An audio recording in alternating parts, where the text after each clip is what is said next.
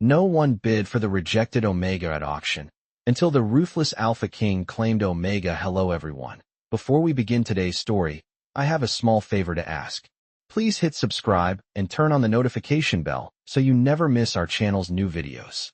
It's quick, free, and the best way to support us in bringing you more dramatic stories. Your support means the world to us. Where are you watching from? Drop your city or country in the comments below. Thank you very much. Now, back to Elena Hart.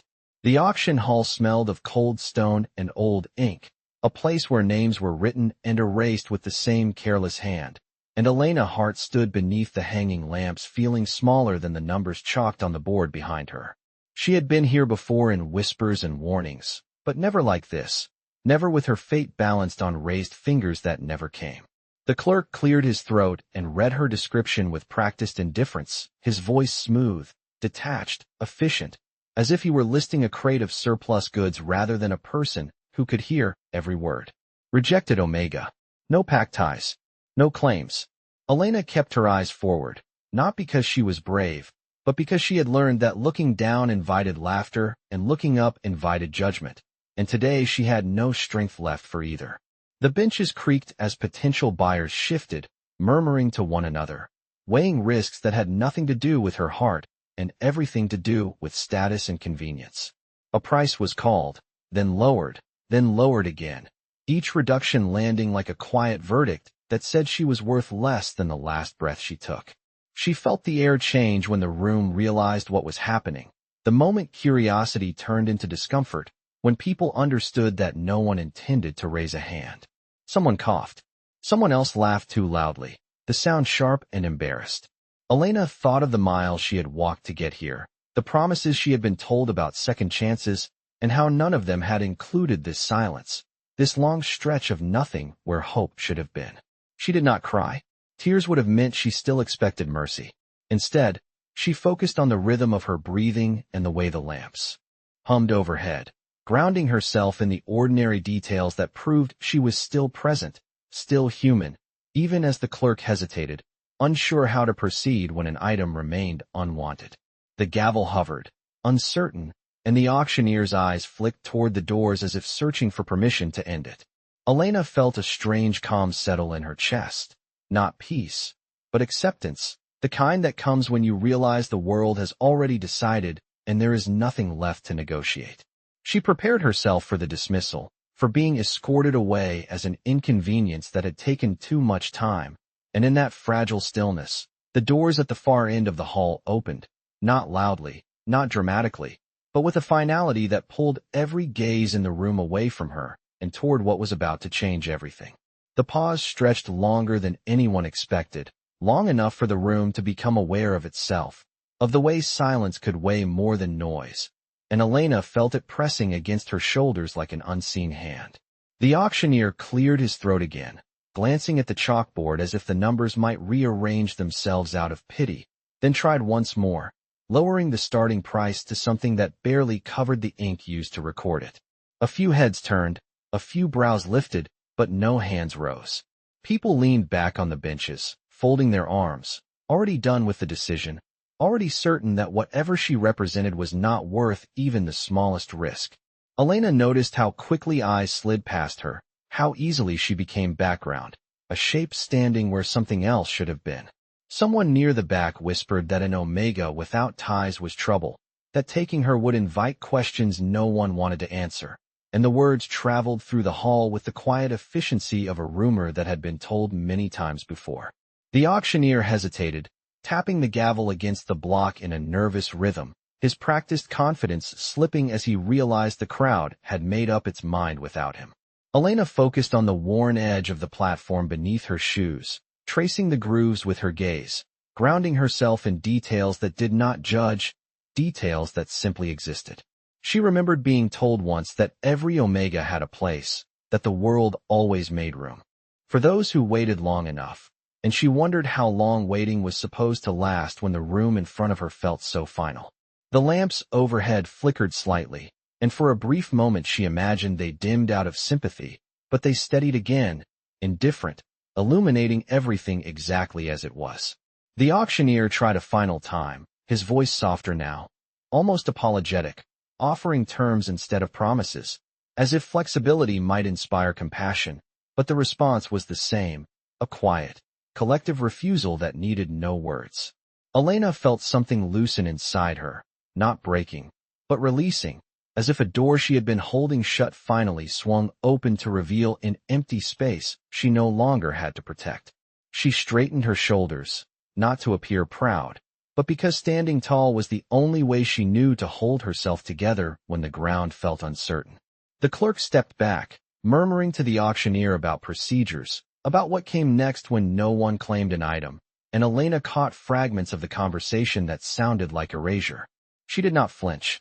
If this was the end of her being considered, then she would meet it without giving the room the satisfaction of her collapse. The benches creaked again as people shifted, ready to move on, already searching for the next distraction, and Elena realized that what hurt most was not their rejection, but how easily they forgot her while she was still standing there. The gavel lifted, poised to conclude the moment, and Elena inhaled slowly, preparing herself for the sound that would close this chapter of her life, unaware that the very stillness surrounding her had begun to draw a different kind of attention, one that did not measure worth in bids or prices, but in something far less predictable. The gavel hovered in the air, and Elena felt time slow into something thick and manageable, as if the moment had decided to give her space to breathe before it passed. She noticed how her heartbeat steadied instead of racing, how the fear she expected did not arrive, replaced instead by a quiet resolve that surprised her with its firmness. If this was how the world measured her, then she would not argue with it anymore. She lifted her chin slightly, not in defiance, but in acknowledgement, a silent agreement with reality that she would endure whatever came next without begging for permission to exist. The auctioneer's eyes flicked toward her again, uncertainty softening his expression, and for a fleeting second she wondered if he might apologize, but he did not.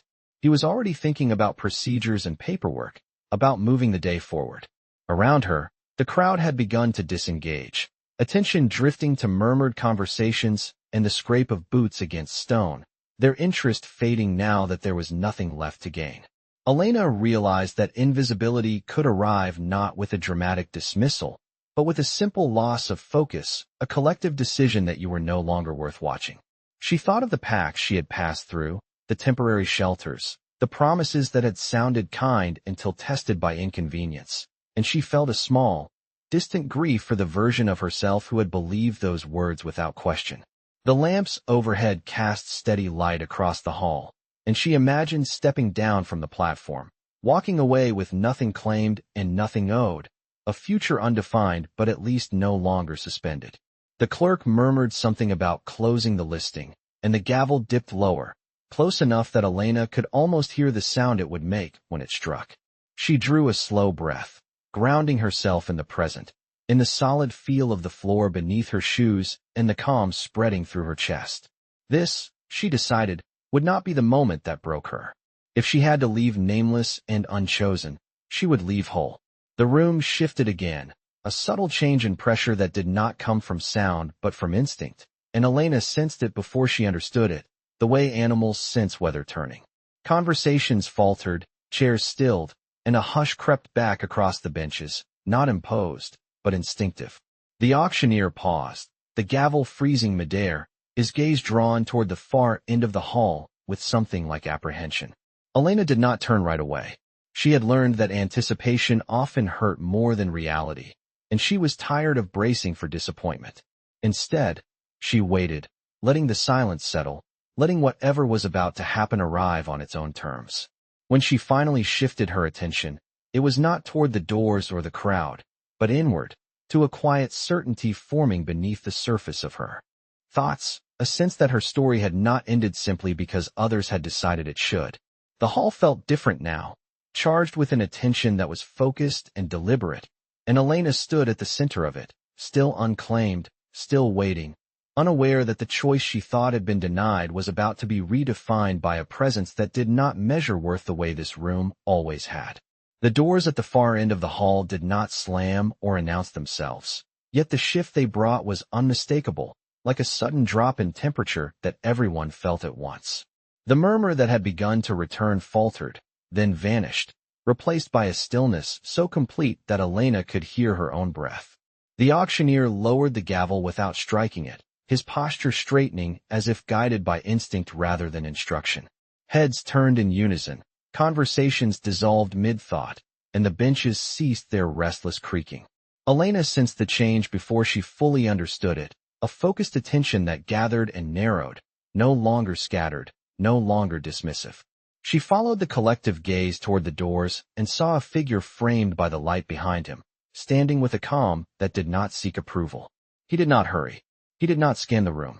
He stepped forward with measured certainty, each footfall deliberate, as though the space itself had adjusted to accommodate him.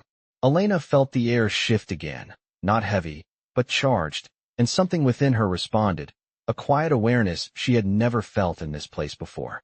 The man's presence commanded without effort, not through threat or display, but through an authority that settled rather than pressed.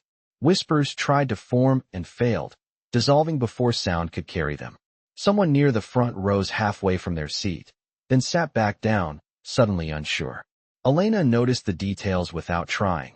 The way the figure's gaze moved once across the hall and stopped, the way the auctioneer's hand stilled on the edge of the block, the way the clerk took a step back as if realizing the room had gained a new center. No announcement followed. No title was spoken aloud, yet recognition rippled through the crowd with a clarity that made words unnecessary. Elena's heart did not race. It steadied, as if aligning with a rhythm she had been missing. She was aware, acutely, of standing exposed at the center of the platform, of the quiet that held her there, and for the first time since she had been brought into this hall, she did not feel reduced by it. The figure advanced another step, then stopped, and his attention settled fully, unmistakably, on her. Elena felt it like a gentle pressure, not invasive, not demanding, simply present. She did not look away. She had learned too well what avoidance invited, and something in his stillness suggested that honesty would be met with honesty. The auctioneer swallowed, his voice failing him as he tried and failed to remember the next procedural step. The gavel remained untouched. Time stretched, not painfully, but with a poised expectancy, as if the room understood it was witnessing a moment that would be remembered. Elena realized that whatever this presence represented, it did not measure her by the empty space where bids should have been. She stood where she was, shoulders squared by habit and resolve, and waited. The man's expression revealed nothing obvious, no judgment, no disdain, no pity, and that absence felt like an opening rather than a void. The silence deepened, not uncomfortable now, but reverent, and Elena felt the strange certainty that the choice she thought had been denied had not disappeared at all. It had been delayed, reshaped, and was now arriving in a form that would not ask her to shrink to fit it. The man's gaze remained on Elena as if the rest of the hall had faded into irrelevance, and when he finally spoke, the word was quiet yet absolute, cutting through the suspended moment with a clarity that left no room for misunderstanding. Stop.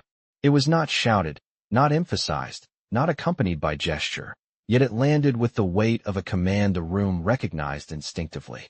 The auctioneer froze, the gavel lowering fully to the block without striking, his breath catching as if he had forgotten how to proceed without instruction.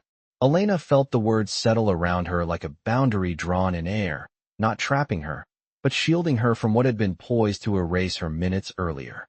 The man stepped closer now, closing the distance with an unhurried confidence that shifted the focus of every eye, and Elena became aware of the way his presence recalibrated the room, turning disorder into alignment without effort. He did not look at the board, did not ask for the price, did not acknowledge the murmurs that dared not rise.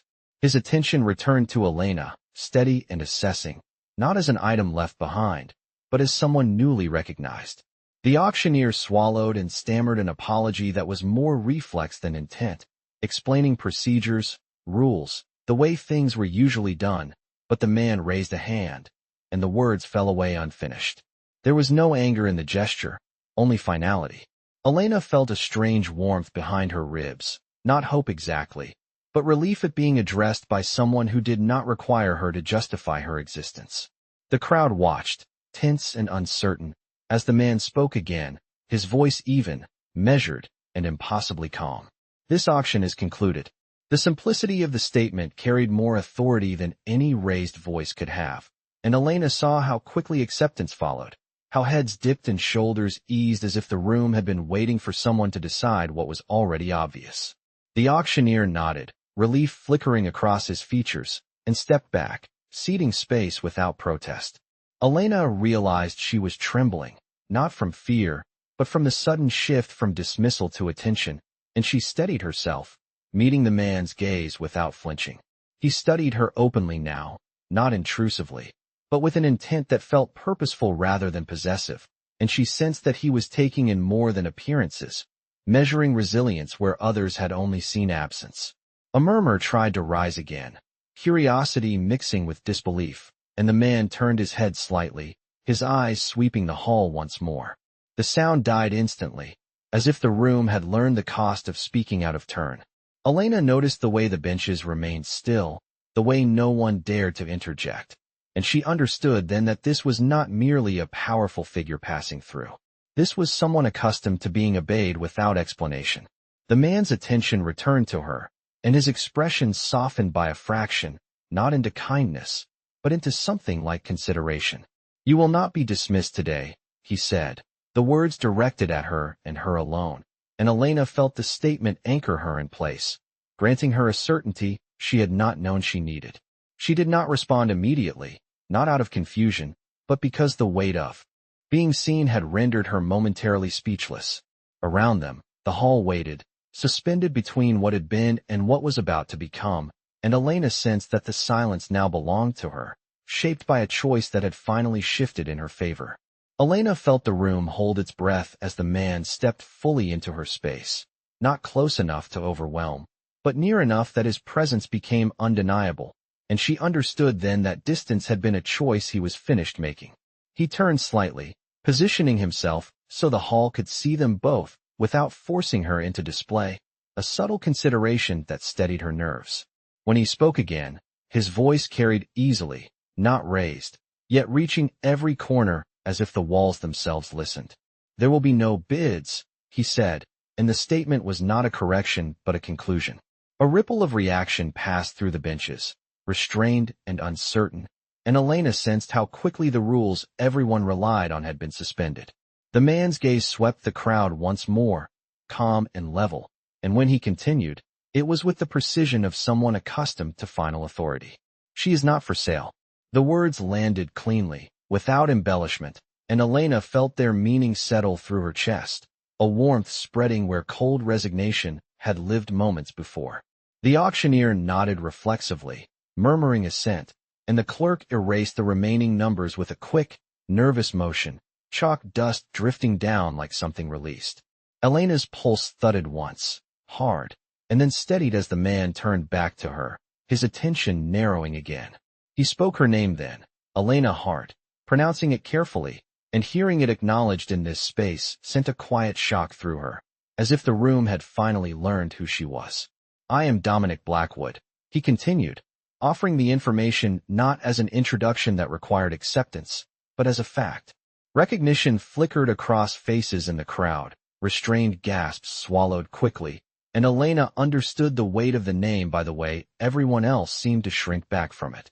Dominic's expression did not change as he continued, his tone measured and unhurried. "I claim responsibility for her care and protection." The phrasing was deliberate, chosen to be unmistakable and lawful, and Elena felt the shift immediately, the way the word responsibility reframed her existence from burden to priority. He did not touch her. He did not demand anything of her. He simply stood beside her, anchoring the declaration with presence rather than force. The auctioneer found his voice long enough to confirm the claim, his words formal and deferential, and Dominic acknowledged it with a brief nod that signaled the matter settled. Elena's knees threatened to weaken, not from fear, but from the sudden release of tension she had been holding for longer than she could remember. She inhaled slowly, grounding herself, and met Dominic's gaze again. There was no triumph in his eyes, no indulgence, only a focused intent that suggested this decision had been made with care. "You will leave this hall with me," he said quietly, the instruction directed at her alone, and it felt less like an order than an assurance. Elena nodded once, trusting herself to that small movement, and felt the hall exhale around them as the reality of the moment took hold. Dominic shifted his stance slightly, placing himself between her and the benches as they prepared to move, and Elena understood the significance without explanation. The crowd watched in silence as the two of them turned away from the platform together. The auction concluded not by a strike of the gavel, but by a choice that had rewritten everything Elena thought she knew about worth, power, and the way fate sometimes arrived not with noise, but with certainty. The hall did not erupt into chaos or protest, but into something quieter and far more telling, a collective recalibration as the crowd adjusted to a reality they could not undo. Elena sensed it in the subtle shifts, the way bodies leaned back to create space, the way eyes that had skimmed past her now lingered with a different calculation. Whispers stirred at the edges, restrained and cautious, shaped by disbelief and sudden respect, and she realized how quickly judgment could reverse when authority intervened.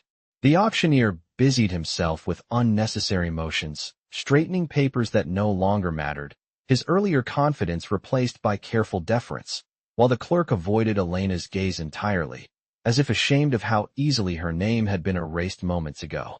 Elena felt Dominic's presence steady at her side as they moved forward, and the path opened without resistance, people stepping aside not because they were told to, but because they understood the unspoken boundary he carried with him.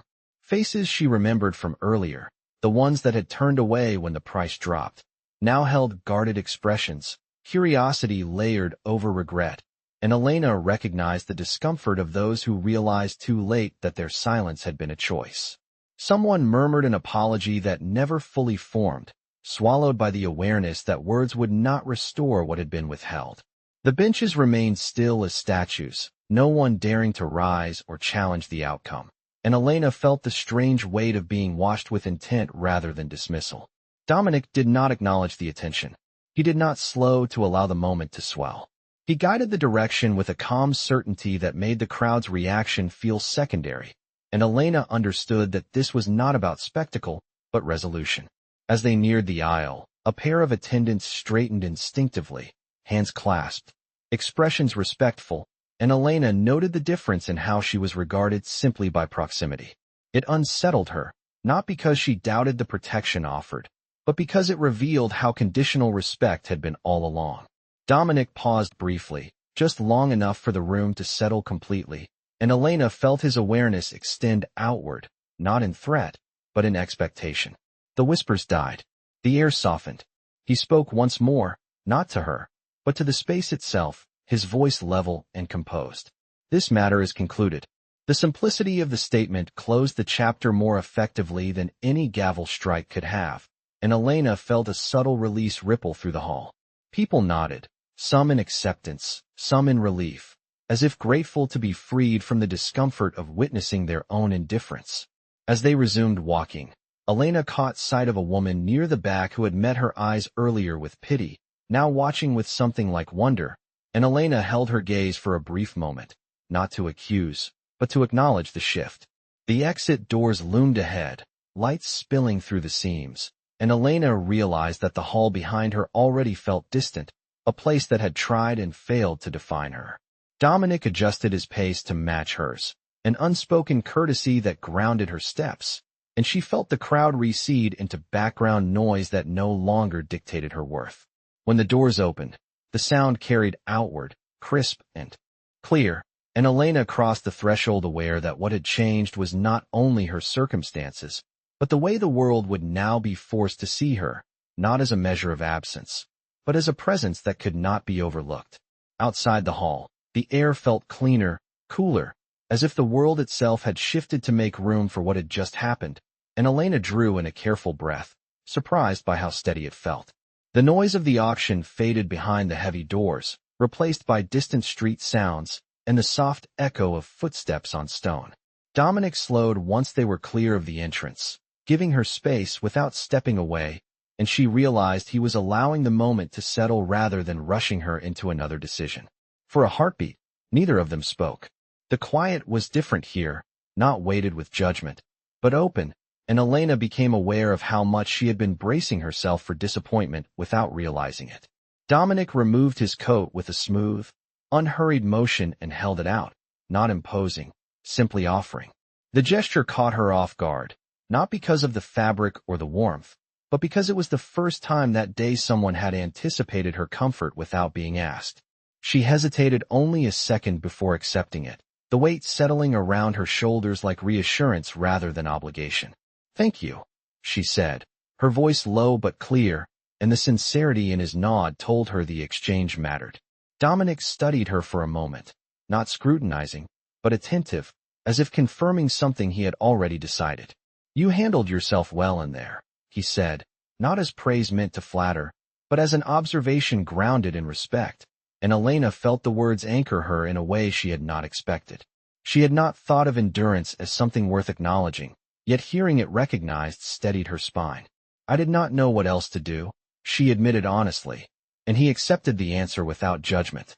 "Sometimes that is enough," he replied, and the simplicity of it eased a tight place in her chest. They began to walk, their pace matched naturally, and Elena noticed how Dominic positioned himself just slightly to her side, close enough to be present, far enough to leave her autonomy intact. She found herself taking in small details, the way his attention remained outward while his awareness of her never wavered, the way his calm seemed less like control and more like choice. "I want to be clear," he said after a moment, his tone measured, "about what my claim means." Elena listened, prepared for terms or expectations, and found instead an explanation that surprised her. "You are not indebted to me. You are not purchased. My responsibility is to ensure your safety and your freedom to decide what comes next." The words settled slowly, reshaping assumptions she had been carrying for years. She stopped walking, compelled by the need to face him fully, and Dominic halted as well, giving her his complete attention. "Why?" she asked quietly, not accusing, simply needing to understand. His gaze did not waver. "Because leaving you there would have been wrong," he said, "and because I do not believe worth is determined by a room full of silent hands." The conviction in his voice was steady, not dramatic, and Elena felt something fragile inside her ease into place.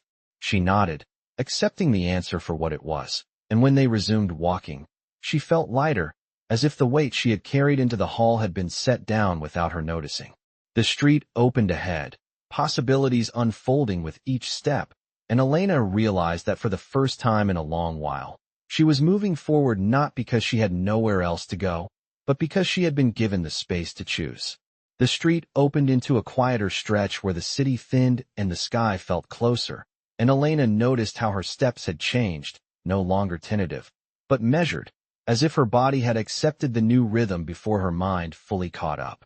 Dominic guided her toward a waiting vehicle without hurry, the kind of unspoken coordination that came from experience rather than command, and when the door opened he paused, allowing her to enter first, a simple courtesy that carried weight, because it was consistent with everything he had said. Inside, the world outside softened into motion, and Elena watched the auction hall recede through the window until it became just another building among many, stripped of its power to define her. She rested her hands in her lap, fingers brushing the edge of the coat around her shoulders, grounding herself in its warmth. As the vehicle moved forward, Dominic sat across from her, posture relaxed, attention present without being intrusive, and the quiet between them felt purposeful rather than awkward. Elena found herself thinking of all the endings she had imagined for that day, none of which resembled this, and she allowed the realization to settle without trying to control it. "Where we are going is not permanent," Dominic said gently, reading the question in her expression without waiting for it to be spoken. "It is a place to rest and to decide." The words eased something she had been holding tightly, and she nodded, appreciating the clarity. The city gave way to broader roads, and Elena noticed familiar landmarks pass by with a new sense of distance, as if she were viewing her own past from a safer vantage. She thought of the faces in the hall, of the silence that had once felt final, and how quickly it had transformed when someone chose to intervene with intention rather than spectacle. Dominic met her gaze briefly, then looked back toward the window, giving her space to process, and she realized that what he offered was not rescue, but respect. As the vehicle slowed, Elena felt a subtle warmth at her wrist, not painful, not alarming, just present, like a gentle pulse beneath the skin. She glanced down instinctively, surprised, and saw nothing obvious, only the faintest suggestion of light that faded as quickly as it appeared. Dominic noticed the movement and followed her gaze, his expression thoughtful but calm. Sometimes change announces itself quietly, he said, not as explanation, but reassurance, and Elena breathed out, accepting the mystery without fear. The vehicle came to a smooth stop, and when the door opened, evening light spilled in, soft and steady. Elena stepped out, the ground firm beneath her feet, and looked ahead at a place that felt neutral, unclaimed by memory or judgment. Dominic joined her at her side, not leading, not trailing, simply present, and for the first time since she could remember, Elena felt the future open without demanding anything in return. She drew the coat closer, not because she was cold, but because the gesture reminded her of the moment she had been seen, truly seen, and claimed not as property, but as a person whose worth had never depended on a raised hand. As they moved forward together, the city lights began to glow behind them, and Elena understood that the auction had ended long ago, but her fate was only just beginning.